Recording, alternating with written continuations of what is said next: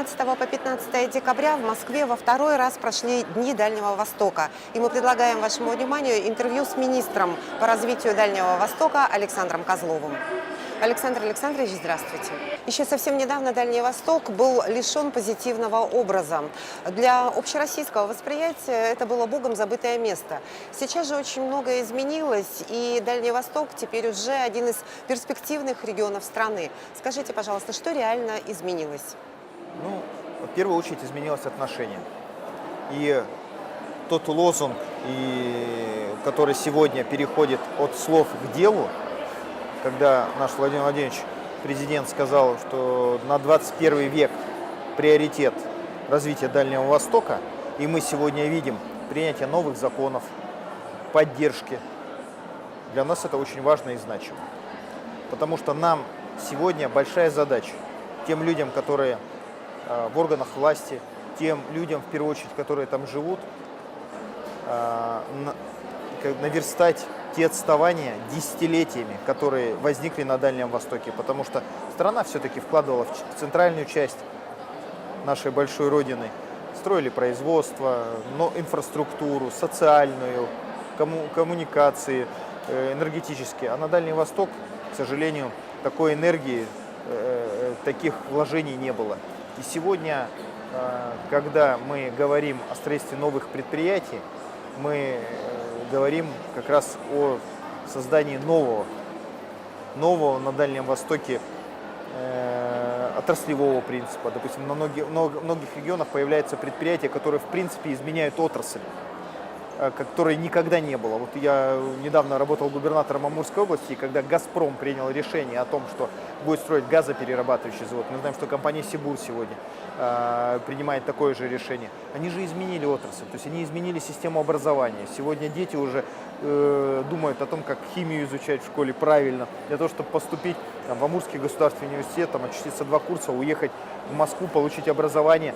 И мы сегодня ведем большую работу с работодателем, пройти практику уже на существующих производствах и вернуться готовыми специалистами, инженерами и работать на этих заводах, вернуться домой, на родину, получать хорошую зарплату и делать это. Труба, которая идет сегодня с Якутии, «Сила Сибири», это не просто газ, он перерабатывается. Если для кого-то это реклама в телевидении «Сила Сибири», то для нас это участие в ее строительстве, это изменение жизни поселка вдоль трубы. Там, где не было дорог, они появились. Там, где, к сожалению, пристройки их разрушили, сегодня, значит, должны губернаторы, мэры организовать работу, чтобы они были восстановлены. Но мы видим о том, что там, где заходят крупные компании, крупные предприятия, появляется новая социальная инфраструктура. И она появляется не только с помощью компаний, но и сегодня государство обратило на это внимание, и мы сегодня в рамках Министерства по развитию Дальнего Востока реализуем строительство в точках социально-экономического роста. Это там, где создаются новые рабочие места, мы строим садики, школы, 162 объекта уже в этом году начали. Это и коммунальное, и дороги. Все то для того, чтобы люди приезжали, думали не только о работе, а о чистой воде, о школе, садике. Да, может быть, это не так много, потому что десятилетиями это отставание, но мы очень рассчитываем на указ президента за номером 204, который был подписан в мае, и в конце года федеральное правительство должно уже предоставить доклад председателю правительства о том, что будет сделано конкретно в целях, источники финансирования и места в каждом регионе, где что изменится. Почему? Потому что мы сегодня нуждаемся в хороших дорогах, мы сегодня нуждаемся в рождаемости. Да, сегодня у нас в рождаемости мы в общем по ДФО лидируем в России, но надо понимать, что один регион, как, знаете, как в больнице. У одного 35, у другого 40. Вроде 2 плохо, а средняя 36,6. Вот нам вот этой средней не надо. Нам нужно, чтобы у каждого была возможность. Ну, конечно, когда мы говорим о строительстве нового, нам не нужно забывать, что пока этого нет, мы же живем там. Мы же должны пользоваться больницей, мы же должны театр, мы должны все-таки дать возможность нашим детям отдохнуть, выехать в лагерь. Соответственно, значит, надо ставить вопрос о транспортной инфраструктуре. И мы сегодня с министром транспорта Евгением Ивановичем Дитрихом работаем в этом направлении. И в этом году уже были приняты решения, председателем правительства дополнительно были выделены деньги на льготные билеты, плоские тарифы, плюс программу расширили действием на весь год.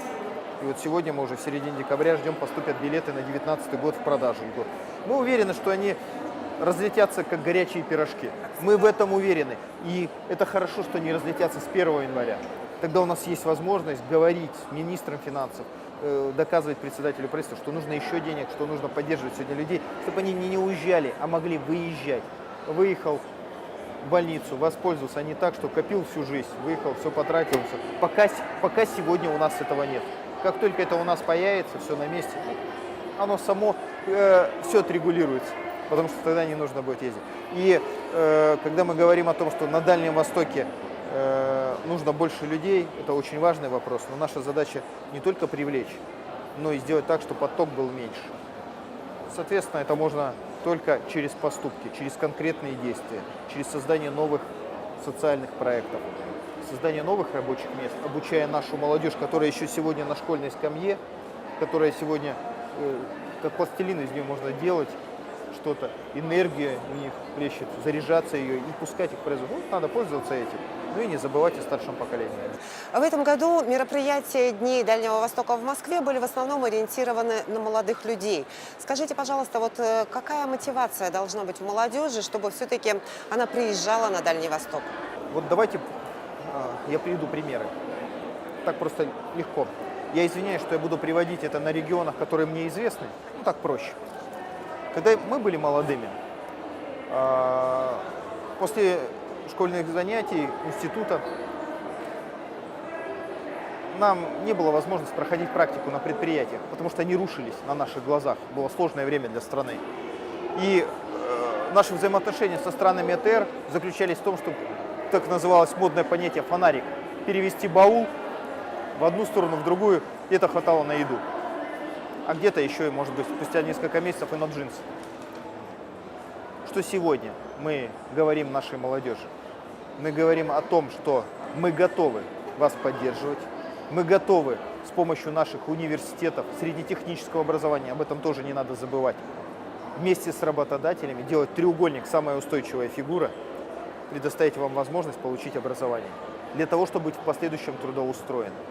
И сегодня те вызовы, которые стоят перед Дальним Востоком, создавая рабочие места, они говорят о том, что приедь, прояви сегодня. Сегодня ты бухгалтер, завтра главный бухгалтер, а после этого уже там, спустя 5 лет министр финансов. В центральной части страны у тебя этого не получится. Об этом очень подробно Да. сегодня как раз вот говорилось на Да, дискуссии. не надо этого бояться. Надо просто пробовать, делать это и совершенствоваться. И когда ты от теории переходишь к практике, там же все создается с нуля. У тебя есть возможность попробовать в создании и, может быть, даже усовершенствовать те процессы, которые в центральной части страны считаются, что они самые лучшие. Только в производстве новых процессов рождается что-то новое. А молодежь у нас такая сегодня продвинутая, с вызовами. И если мы им будем говорить все время о том, а помните про баулы, а помните там про 90-е, они нас не поймут. Нам нужно сегодня научиться жить в их времени, в их пространстве и вместе с ними делать будущее, для того, чтобы они это понимали. И вот эта площадка сегодня, мы ее предложили в этом году. Юрий Петрович Трутнев, как председатель совета, поддержал нас. Вы сегодня знаете, он был здесь, мы оценили вместе с ним, и мы поняли, что мы не ошиблись. И мы хотели бы, чтобы такие площадки проходили и у нас на Дальнем Востоке, чтобы наши дети со всех регионов съезжались, знакомились, делились теми проектами, которые есть здесь, для того, чтобы вместе строить. И земля, она же наша земля, на ней наши предки кровь проливали, нам ее нельзя бросать, нам нельзя ее оставлять. Скажите, какие еще дополнительные шаги готово вот прямо в самой ближайшей перспективе сделать государство для улучшения жизни на Дальнем Востоке? Мы, кроме тех принятых нормативных актов, законов, а их порядка 200 в разной отрасли, которые сегодня позволяют развивать, в рамках подготовки указа 204-го президента, вы знаете, на Восточном экономическом форуме проходил президиум Госсовета, посвященный выполнению указа президента. И мы подняли те вопросы, которые, по нашему мнению, помогут нам. Простой пример. Сегодня на медицину есть показатель, формула, как считать деньги, выделенные на медицину. И мы доказали сегодня, и такое решение уже принято, о том, что этот показатель недостаточен. И после поручения президента на президиуме Совета было принято решение, и порядка 7 миллиардов рублей со следующего года 4 наших региона дальневосточных, в том числе и Якутия, будут получать этот индекс бюджетных расходов. А это же как раз медикаменты, это скорая помощь, это оборудование, это зарплата наших медсестер, ремонт этих, которые позволят остаться. Мы подняли вопрос о том, что сегодня для нас очень важна рождаемость. Да, в Якутии этот показатель очень хороший, но, к сожалению, он не везде такой.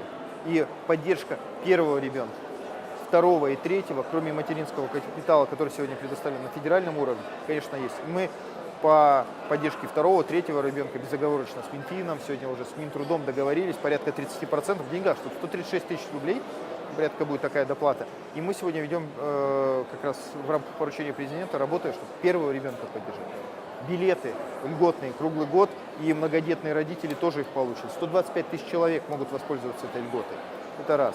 Ну и, конечно, нас интересуют вопросы, связанные с смертностью.